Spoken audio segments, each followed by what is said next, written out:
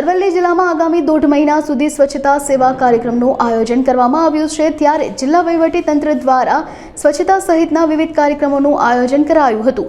મોડાસા નગરના આનંદપુરા કંપા ખાતે સેવા કાર્યક્રમો યોજવામાં આવ્યો હતો, જ્યાં ઈ-રિક્ષાનું લોકાર્પણ કરવામાં આવ્યું હતું।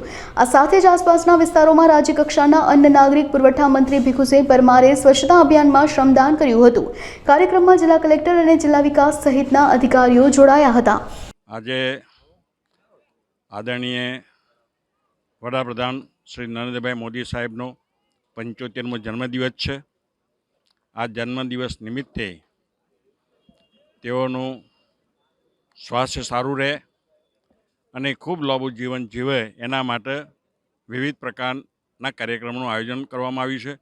એમાં સૌપ્રથમ સવારે અમે બોલુંદ્રા ખાતે યજ્ઞ ત્યાં રાખેલો આશ્રમની અંદર, અને ત્યાં યજ્ઞ ચાલુ છે અત્યારે।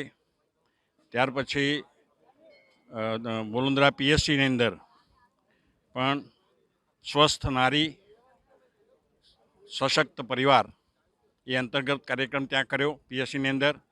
અને આનંદપુરા કંપા ખાતે ત્રીજો અત્યારે હાલ સ્વચ્છતા હી સેવાનો આ જે સેવા પખવાડિયું જે કહેવામાં આવ્યું છે, એની અંદર આજે અહીંયા સ્વચ્છતાનો કાર્યક્રમ કરવામાં આવ્યો, જેની અંદર વહીવટીતંત્ર તરફથી કલેક્ટરશ્રી, ડીડીઓશ્રી, નિયામકશ્રી અને એમની આખી ટીમ અને અમારા સંગઠનના પદાધિકારીઓ સૌની હાજરીમાં આજે ખૂબ સારો આ કાર્યક્રમ આનંદપુરા કંપા ખાતે થયો।